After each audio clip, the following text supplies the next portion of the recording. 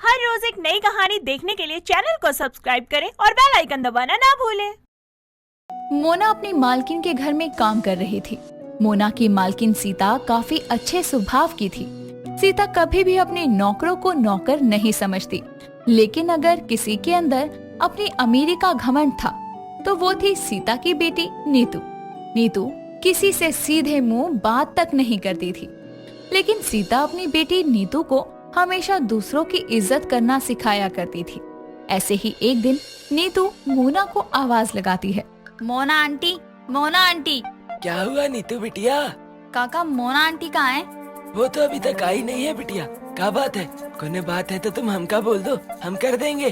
क्या वो अभी तक काम पर नहीं आई है? आने दो, आज फिर बताती हूँ मैं उनको। नहीं काका, जो काम मोना आंटी से है वो आप नहीं कर पाएंगे। आप जाकर अपने काम कीजिए। ठीक है बिटिया। इस तरह अब गुस्से में आग बबूला होकर नीतू अपने कमरे में बैठी हुई थी और 11 बजे जब मोना आती है तब नीतू उसके पास आती है और उससे कहती है, मोना आंटी, कहाँ थी आप अभी तक? बिटिया, मेरी बहू प्रेग्नेंट है, इसलिए मैं उसके साथ अस्पताल गई थी। आपको पता है कि मैं आपकी वजह से आज ऑफिस नहीं गई। मेरी वजह से? जी हाँ, आपकी ही वजह से।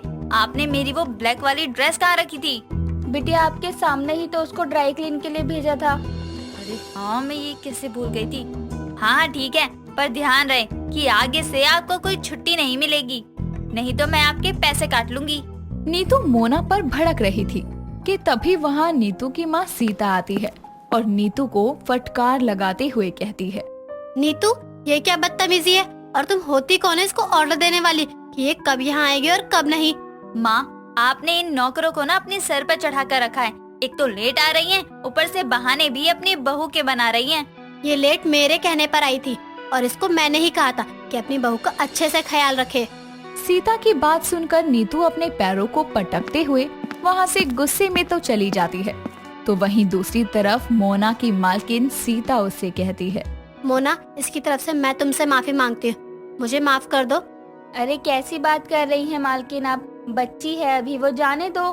दोनों के आपस में बात करने के बाद अपने अपने कामों में दोनों व्यस्त हो जाती है और शाम को जब मोना बर्तन धोने के लिए रसोई में जाती है तो वो देखती है कि खाना बचा हुआ है। ये देखकर मोना खुद से कहती ये है, खाना तो बच गया है, क्यों ना मैं इसको अपने घर ले जाऊं? वैसे भी बहू को भी पौष्टिक खाने की जरूरत है। नहीं नहीं, ऐसे ले जाना सही नहीं, पहले मैं मालकिन से पूछ लेती हूँ। इस तरह मोना सीता के पास जाकर उससे कहती है, मालकिन, आपसे कुछ बात करनी है। हाँ कहो ना मोना, क्या कहना है? मालकिन, वो दरअसल घर में खाना बच गया है, तो क्या वो खाना मैं अपनी बहू के लिए ले जाऊं? क्योंकि बहू पेट से है तो उसको पौष्टिक खाने की ज्यादा जरूरत है। अरे इसमें पूछने वाली क्या बात है, ले जाओ ना। अपनी मालकिन का इतना बड़ा दिल देखकर मोना को बहुत अच्छा लगता है और इस तरह से मोना अपनी बहू के लिए वो खाना पन्नी में पैक कर लेती है और घर जाकर अपनी बहू वाणी से कहती है, बहू, बहू। जी माँ जी। देख मैं तेरे लिए क्या लाई हूँ। आज मालकिन के घर पर पनीर बना था और पनीर बच गया था, तो मैं तेरे लिए ले आई। मम्मी जी, क्या जरूरत थी इन सब की? बहू, तू पेट से है और मेरा पूरा फर्ज बनता है कि मैं तेरी जिम्मेदारियाँ बखूबी निभाऊं। अपनी सास की बात सुनकर वानी की आंखों में आंसू आ जाते हैं और इस तरह दोनों सास बहू मिलकर खाना खाते हैं। ऐसे ही समय गुजरता है और अपनी बहू को देखकर मोना के मन में एक ख्याल आता है, मेरी बहू का 7वां महीना चल रहा है, मुझे उसकी गोद भराई करानी चाहिए। अब तो मैं गरीब हूँ, पर फिर भी मुझसे जितना होगा उतना तो मैं कर लूंगी। मोना ये सब सोचते हुए अपने काम पर चली जाती है। अपनी मालकिन के घर जाकर मोना अपनी मालकिन से कहती है, मालकिन। हाँ मोना। मालकिन, वो मेरी बहू की गोद भराई है, तो मैं चाहती हूँ कि आप गरीब की बहू की गोद भराई में आए। अगर आप आएंगी तो मेरी बहू को बहुत अच्छा लगेगा।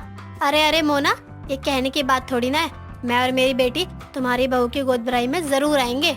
जी बहुत बहुत धन्यवाद। वैसे कब है तुम्हारी बहू की गोद भराई? अगले 2 दिन बाद की है मालकिन। ठीक है, हम आ जाएंगे।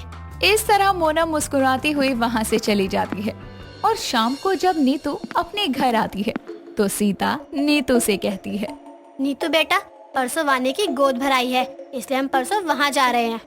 नहीं माँ, मैं नहीं जाने वाली इन भिखारियों के घर। इनके घर में तो ना तो बैठने की जगह होगी और ना ही कुछ खाने पीने का इंतजाम। मैं नहीं जाऊंगी। तुम्हें जाना पड़ेगा क्योंकि मैंने जुबान दे दी है। पर माँ, बस अब मुझे कोई और बहस नहीं चाहिए। इतना बोलकर सीता वहाँ से चली जाती है और नीतू अपना सड़ा सा मुंह बनाते हुए खुद से कहती है, माँ आप मुझे वहाँ ले जाकर अच्छा नहीं कर रही हैं। आपने जुबान दी है ना।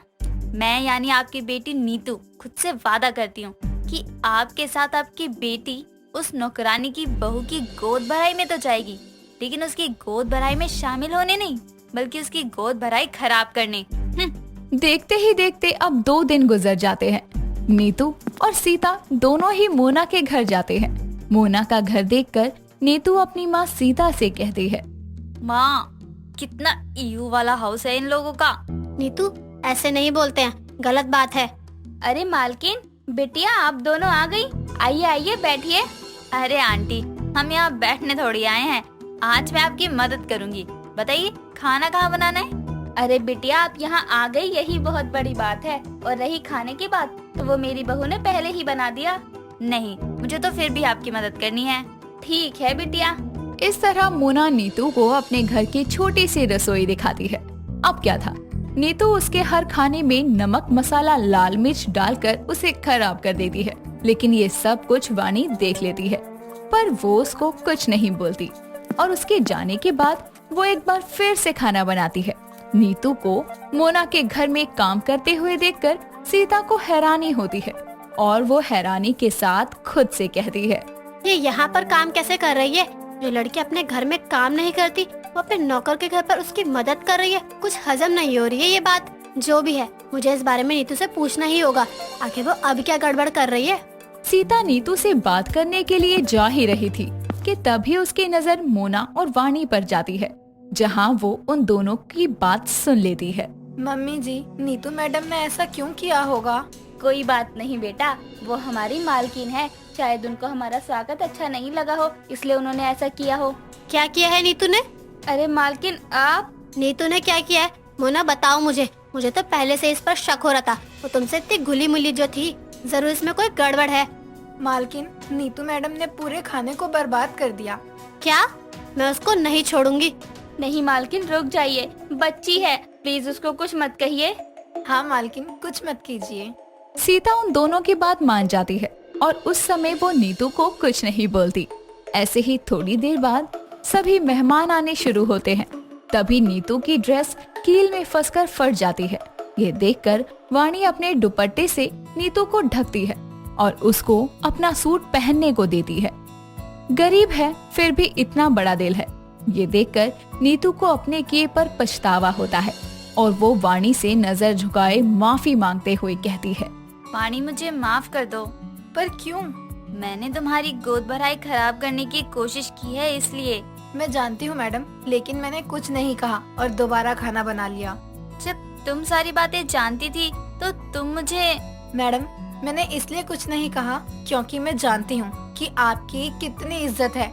अगर गलती से भी किसी को ये पता चल जाता कि आपने ऐसा किया है, तो आपके साथ साथ आपके घर परिवार और सीता मैडम की इज्जत पर भी आंच आ जाती। वो दोनों आपस में बातें कर रही थी।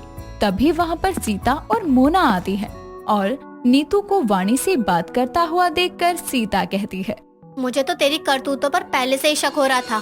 मैं तेरे पास आ भी रही थी, लेकिन शुक्र मना इन दोनों का। इन दोनों ने मुझे वहीं रोक लिया, वरना मैं तुझे सबके सामने एक जोरदार थप्पड़ मारने वाली थी।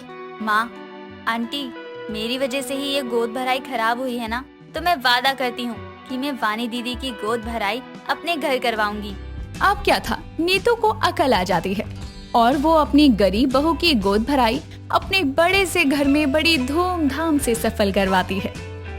दोस्तों, अगर आपको ये कहानी पसंद आई तो इसे लाइक करें, शेयर करें और कमेंट करके बताएं कि कहानी में आपको सबसे अच्छा क्या लगा।